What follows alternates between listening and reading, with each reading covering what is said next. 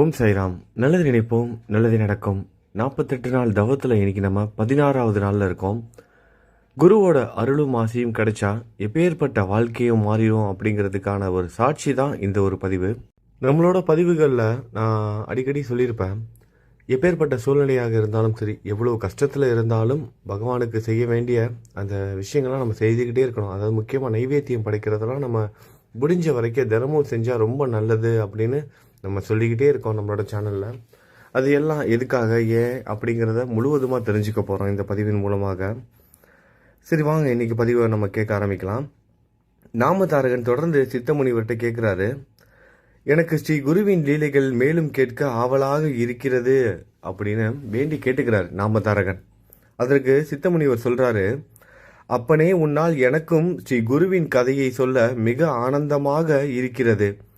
பிறகு சில நாட்கள் பில்லவாடியில் வசித்து அங்கிருந்து வருணாசங்கமம் வந்து அங்கு கிருஷ்ணா நதிக்கரையில் இருக்கும் தீர்த்தங்களில் நீராடி விட்டு பாவங்களை தீர்க்கும் சிவபத்ர, போகவதி, கும்பி, சரஸ்வதி என்ற 5 நதிகள் கிருஷ்ணா நதியில் கலந்துவிடும் இடத்திலுள்ள அமரபுரத்துக்கு வந்து சேர்ந்தார் ஸ்ரீ சத்குரு ஸ்ரீ நரசிம்ம சரஸ்வதி அவர்கள். இத்தலம் காசியை போல் மனோகரமானது. இங்கு பஞ்ச நதிகள், அதாவது 5 நதிகள் கிருஷ்ணா நதியில் சங்கமமாகின்றதால் இது பிரியாகை குருசேஸ்திரங்களைப் போல் புகழ் பெற்றது. சங்கமம் அருகில் அமரேஸ்வரரும் அவரை பூஜிக்கும் 64 யோகினிகளும் இருக்கிறார்கள். இந்த அமரேஸ்வர லிங்கம் காசி விஸ்வேஸ்வரரே. அங்கு வேணி நதியுடன் சேர்ந்து கிருஷ்ணா நதி தெற்கு திசையாக செல்கிறது. அங்கு வடக்கு திசையில் சுக்ல தீர்த்தம் இருக்கிறது. அதன் அருகில் அத்தி மரம் இருக்கிறது. இந்த அத்தி மரத்தின் அருகில் பாப விபோஷனம், காமிய தீர்த்தம், அமர தீர்த்தம், கோடி தீர்த்தங்கள் இருக்கின்றன. இந்த தீர்த்தங்கள் எல்லாம் பெரும் மகிமை உடையவை. இது பெருமை வாய்ந்த தீர்த்தலம். இந்த கிருஷ்ண பஞ்ச நதி சங்கமத்தில் நீராடினால் எல்லா காரியங்களும் நிறைவேறும். இங்கிருக்கும் அத்திமரம் உண்மையில் கல்பக விருட்சம். இந்த சேத்திரத்தின் மகிமையை வெளிப்படுத்துவதற்காகவே சுவாமி அவர்கள் அங்கு 12 வருடங்கள் வசித்தார். தினமும் நரசிம்ம சரஸ்வதி அவர்கள் அமரபுரத்திற்கு சென்று பிச்சை செய்து வருவார். இப்போ நம்ம ஒரு முக்கியமான ஒரு கதையை தான் வந்து கேட்க போகிறோம். சாமியோட அருள் இருந்துச்சுன்னா, அதாவது குரு வந்து நம்ம எல்லாருக்கும் தெரியும், நம்ம சாய் கூட ஏதாவது ஒரு ரூபத்தில் நம்ம வீட்டுக்கு வந்து உணவுலாம் வாங்கி சாப்பிடுவார். இதெல்லாம் நமக்கு தெரிஞ்ச விஷயம்தான். நம்ம எல்லாரும் அதுக்காக காத்துக்கிட்டு இருக்கோம். ஒருவேளை இன்னைக்கு வந்து அந்த சின்ன நாய்க்குட்டி நம்ம சாயா இருப்பாரோ, அவர் தான் வந்து நம்ம வீட்டுக்கு வந்திருப்பாரோ, அந்த காகமாக வந்தார், இந்த மாதிரி ஒரு வயதான தோற்றத்தில் வந்தார், ஒரு குழந்தையாக வந்தார், வந்து உணவு கேட்டாங்களே, அவங்க சாயா தான் இருப்பாங்க அப்படின்னு நம்ம எல்லாம் நம்புவோம். அந்த மாதிரி ஏதாவது ஒரு ரூபத்தில் சாய் வந்துட மாட்டாரா அப்படிங்கிற அந்த ஒரு ஏக்கம் இருக்கும். எதனாலனா, இந்த மாதிரி தான் சாய் வருவார். அந்த மாதிரி ஏதாவது ஒரு டைமில் வந்து நம்ம வீட்டில் யாசகம் கேட்டு அவர் உணவு சாப்பிட்டாரு அப்படின்னா நம்மளோட குடும்ப வாழ்க்கையே மாறிடும்.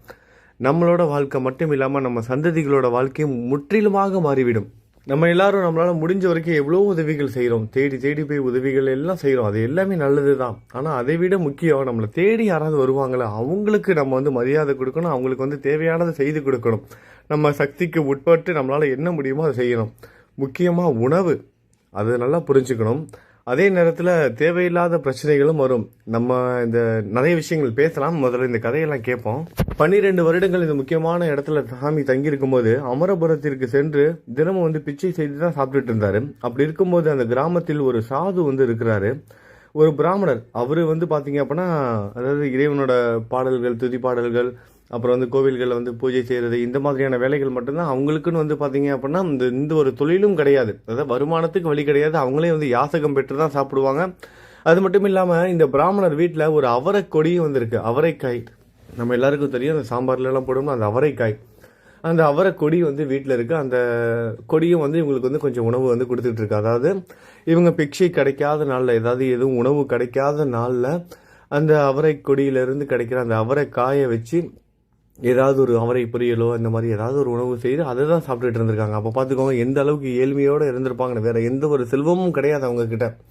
வெளியே இருந்து யாராவது சாப்பாடு கொடுத்தா உண்டு, அப்படி இல்லைன்னா அந்த அவரைக்கொடியில் இருக்கிற அந்த அவரைக்காய் மட்டும்தான் கணவன் மனைவி அந்த 2 பேருக்கு வந்து சாப்பாடு. இதுதான் அவங்களோட வாழ்க்கை முறையாக இருக்குது. தொடர்ந்து இப்படியே சாப்பிட்டுட்டு இருக்காங்க. அப்படி இருக்கும்போது அவங்க வீட்டுக்கு நரசிம்ம சரஸ்வதி அவர்கள் வந்து பிக்ஷைக்காக போயிடுறாரு. நம்ம வீட்டுக்கு இந்த மாதிரியான ஒரு மகான்கள் வந்து ஒரு கடவுளோட அவதாரம், தத்தாத்திரேயரோட அவதாரம், அவரை பார்த்தாலே அந்த தேஜஸ் முகத்துல வந்து அந்த பொலிவு இது எல்லாம் இருக்கும். அப்படிப்பட்ட ஒரு நபர் வந்து ஒரு நம்ம வீட்டு வாசல்ல இருந்து யாசகம் கேட்டால் நமக்கு எவ்வளவு சந்தோஷமா இருக்கும்.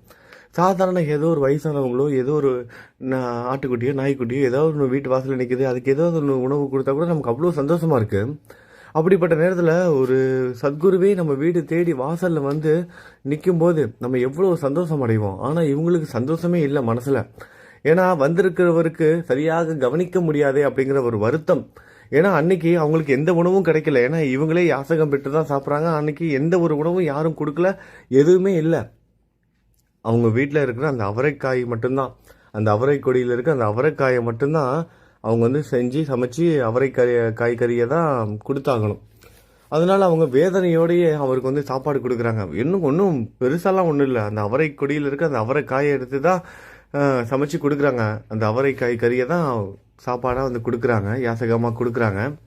ஆனால் இவங்க வேதனையோட கொடுத்தா கூட சுவாமி அதை சந்தோஷமாக வாங்கிக்கிறாரு. ரொம்ப சந்தோஷத்தோட மகிழ்ச்சியோட அந்த உணவை வந்து ஏற்றுக்கிறாரு.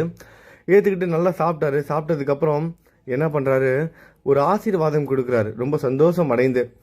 இன்னையோட உங்களோட தரித்திரம் எல்லாம் தெரிந்து விட்டது. எவ்வளோ கஷ்டப்பட்டுட்டு அந்த தரித்திரம் இருக்குல்ல, அது எல்லாம் உங்களுக்கு சரியாயிரும், நீங்கள் கவலைப்படாதீங்க அப்படின்னு சொல்லி போகிறாரு. வீட்டை விட்டு கிளம்பி போகும்போது என்ன பண்ணுறாரு, அவங்க வீட்டுக்கு வெளியே ஒரு அவரை கொடி வந்து இருக்குல்ல, அந்த அவரை கொடியிலேருந்து தானே அந்த காயை வச்சு பறித்து தானே இவங்க வந்து சாப்பிட்றாங்க. இப்போ சுவாமிக்கும் அந்த அவரை கொடியில் இருக்கிற அந்த காயை பறித்து தான் சமைச்சு கொடுத்தாங்க.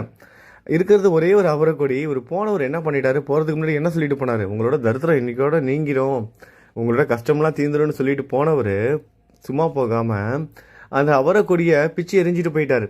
வேரோட பிச்சுட்டார், பிடுங்கி எரிஞ்சிட்டு போயிட்டார். என்னடா சாமி இப்படி பண்ணிட்டாரே, பிடுங்கி போட்டுட்டு போயிட்டாரேன்னு அங்கே இருக்கிற அவங்களோட குடும்பத்தை சேர்ந்தவங்க எல்லாம் வருத்தப்படுறாங்க. கணவன் மனைவி மட்டும் கிடையாது, அவங்களோட குழந்தைகளும் இருக்காங்க. வீட்டில் குழந்தைகள் இருக்காங்க, கணவன் மனைவி, இவங்க எல்லாருக்கும் சாப்பாடு எதுவுமே கிடைக்கலன்னா அந்த அவரை கொடியிலேருந்து கிடைக்கிற அவரைக்காய் தான். அதையும் இவர் பிடுங்கி போட்டுட்டு போயிட்டாரே, நம்ம என்ன தப்பு செய்தோம் அப்படின்னு கலங்கி போய் நிற்கிறாங்க. அந்த அம்மாவும் ஏன் இப்படி பண்ணிட்டாரு அப்படின்னு சொல்லிட்டு நமக்கு இருக்கிற அந்த சிறிய உணவு அந்த அவரைக்காய் மூலமாக தான் கிடச்சிட்டு இருந்தது, அந்த அவரை கொடி மூலம் தான் கிடச்சிட்டு இருந்தது. அதை கூட இப்படி இவர் தடுத்து நிப்பாட்டிட்டாரே, நம்ம என்ன பாவம் செய்தோம் அப்படின்னு வேதனையோட அந்த அவரோட மனைவி, அந்த பிராமணரோட மனைவி வந்து ரொம்ப வேதனையோடு பேச ஆரம்பிக்கிறாங்க.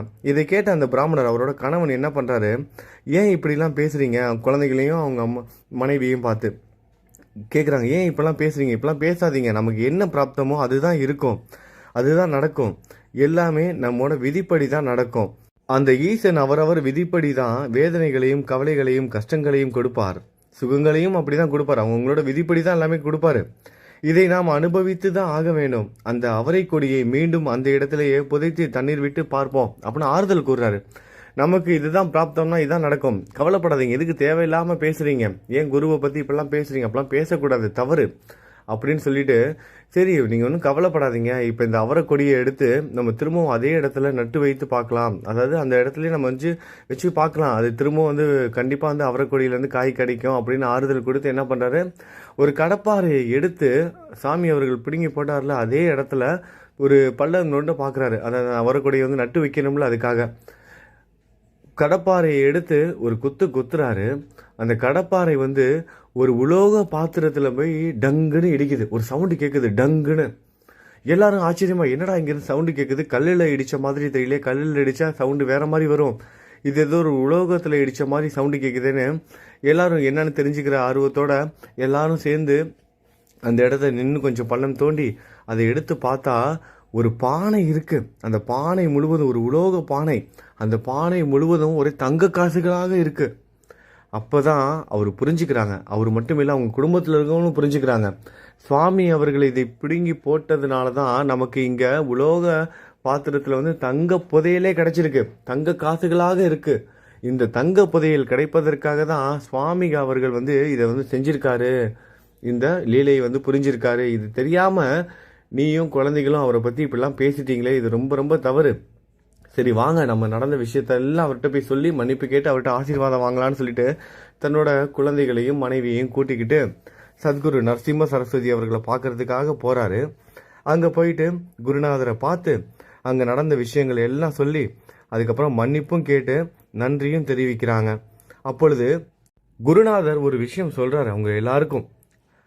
இதை யாரிடமும் சொல்லாதீங்க, இதை யார்கிட்டையும் சொல்லாதீங்க. நீங்க அப்படி சொன்னால் லட்சுமி உங்களிடம் இருக்காது. நீங்கள் அதை வைத்துக்கொண்டு நேர்மையாகவும் ஆச்சாரங்களுடனும் வாழ்ந்து துன்பங்களில் இருப்பவர்களுக்கு உதவி செய்து எல்லா இன்பங்களையும் பெற்று பிள்ளைகள் பேரப்பிள்ளைகளுடன் சுகமாக வாழுங்கள் என்று ஆசீர்வதித்து அனுப்பினார். இந்த ஆசீர்வாதத்தை நம்ம நல்லா கவனிக்கணும். அதாவது நமக்கு கடவுள் அவர் என்ன சொல்லியிருக்காரு நல்லா கேளுங்க. இன்னொரு வாட்டி படிக்கிறேன், நீங்க கேளுங்க. என்ன சொன்னாரு அப்படின்னா, இதை யாருக்கிட்டையும் சொல்லாதீங்க. இந்த தங்க புதையல் கிடைச்சிருக்கல, இதை யாருக்கிட்டையும் நீங்க சொல்லக்கூடாது. ஆனா இதை வச்சுக்கிட்டு நீங்க என்ன பண்ணணும்னா, நேர்மையாகவும் ஆச்சாரங்களுடனும் வாழ்ந்து கஷ்டப்படுறவங்களுக்கு உதவி செய்யுங்க. ஆனா உங்களுக்கு கிடைச்சிருக்க தங்க புதையல நீங்க வெளியே, இந்த மாதிரி புதையல் கிடைச்சிருக்க அப்படிங்கிற விஷயத்த நீங்க வெளியே சொன்னீங்கன்னா லட்சுமி தங்க மாட்டா. உங்க வீட்டுல செல்வம் நிலைத்து இருக்காது. இந்த கிடைச்சிருக்க புதையல் இருக்கிற இடம் தெரியாம காணா போயிடும். ஆனா அதுக்காக நீங்க வெளியே சொல்லக்கூடாது அப்படிங்கிறது சரிதான். ஆனா அதுக்காக நீங்க யாருக்கும் உதவி செய்யாம இருக்கக்கூடாது. அதையும் சாமி சொல்றாரு பாருங்க. இல்லாதவங்களுக்கு உதவி செய்யுங்க, துன்பங்களில் இருப்பவர்களுக்கு உதவி செய்து எல்லா இன்பங்களையும் பெற்று வாழுங்க அப்படின்னு ஆசீர்வதிக்கிறார். துன்பத்தில் இருக்கிறவங்களுக்கு உதவி செய்யுங்க. ஆனா அதுக்காக நீங்க செய்யற உதவி நிப்பாட்ட வேணாம். அதே நேரத்துல இந்த மாதிரி புதையல் கிடைச்சிருக்கு இதெல்லாம் வந்து வெளியே சொல்லக்கூடாது. இது எல்லாம் நமக்கான ஒரு பாடமும் கூட. இன்னைக்கு காலகட்டத்தில் நம்ம எல்லாரும் சந்திச்சுக்கிட்டு இருக்க மிகப்பெரிய ஒரு பாடம் தான் இது. நம்ம எல்லாருக்கும் நல்லாவே தெரியும். ஏன்னா நம்மகிட்ட வந்து உதவி கேட்கறவங்க, அத்தியாவசியமான தேவைகளுக்கு உதவி கேட்கறவங்க அது ஒரு பக்கம் இருக்காங்க. அத்தியாவசியமான உதவிகள் தேவைன்னா நம்மளே போய் செஞ்சிருவோம். இல்லை யாராவது கேட்டாங்கன்னா கூட நம்ம வந்து செய்ய முடியலன்னா கூட முயற்சியாவது பண்ணுவோம். ஆனால் எதுக்கு கேட்குறாங்க, ஏன் கேட்குறாங்கன்னே தெரியாது. அவங்களோட உழைப்பு அவங்க வந்து பயன்படுத்தவே மாட்டாங்க. இந்த மாதிரி நம்மக்கிட்ட இருக்குன்னு தெரிஞ்சுட்டா நம்மக்கிட்ட இருந்து சுரண்டுறதுக்குன்னே ஒரு கும்பல் இருக்கும். அதான் கலியுகம். நம்ம எல்லாருக்கும் நல்லா தெரியும். அது முக்கியமாக மிடில் கிளாஸ் ஆளுங்களுக்கு இது நல்லாவே தெரியும். புதுசாக ஒரு சட்டை கூட போட முடியாது, புதுசாக ஒரு பேண்ட் ஷர்ட் கூட போட முடியாது. அது கூட பார்த்தா பொறாமப்படுவாங்க. ரொம்ப காசு வந்துருச்சு போல அது இதுன்னு சொல்லிட்டு பொறாம, கண் திருஷ்டி இது எல்லாம் படும். இது மட்டுமா, இந்த மாதிரி நிறைய விஷயங்கள் நடக்கும். அவனுக்கு என்ன, அவன் வந்து அப்படி, அவன் வந்து உழைக்காமே அவனுக்கு இது கிடைச்சிருச்சு, இது அதுன்னு சொல்லிட்டு. ஆனால் நம்ம பட்ட கஷ்டங்கள், நமக்கு சாமி கொடுத்துருக்க இந்த கிஃப்ட்டு, இது எல்லாம் நமக்கு தான் தெரியும். ஆனால் மற்றவங்களுக்கு தெரியுமா, தெரியாது. அதனால இதை வெளியே எடுத்துகிட்டு போய் நம்ம விளம்பரப்படுத்துகிறோம் அப்படின்னா நமக்கு தான் தேவையில்லாத பாதகங்கள் வந்து உண்டாகும். நமக்கு தான் தேவையில்லாத பாதகங்கள் உண்டாகும். இதை நம்ம எல்லாரும் நம்மளோட நடைமுறை வாழ்க்கையில் சரியாக கடைபிடிக்கணும். அதே நேரத்தில் துன்பத்தில் இருப்பவங்களுக்கு உதவியும் செய்யணும். அதையும் சரியாக நீங்கள் புரிஞ்சுக்கணும். துன்பத்தில் இருப்பவர்களுக்கு உதவியும் செய்யணும். தேவைப்படுபவர்களுக்கு நம்ம உதவி கண்டிப்பாக செஞ்சே ஆகணும், நம்மளோட சக்திக்கு உட்பட்டு. குரு கிருபையை பெற்றவர்களுக்கு துன்பங்கள் இருக்காது. சத்குருவை பூஜிப்பவர்கள் கண்டிப்பாக குருவின் அருளை பெற்று வாழ்வார்கள். ஆகையால் நீயும் குருவை நம்பிக்கையுடன் உறுதியான பக்தியுடன் சேவித்து சுகமுடன் வாழ்வாய் என்று நாமதாரகனுக்கு சித்த முனிவர் சொல்றாரு. என்ன சொல்றாரு? அதனால குருவை, அதாவது குருவை பூஜிப்பவர்கள் கண்டிப்பாக குருவின் அருளை பெற்று வாழ்வார்கள்.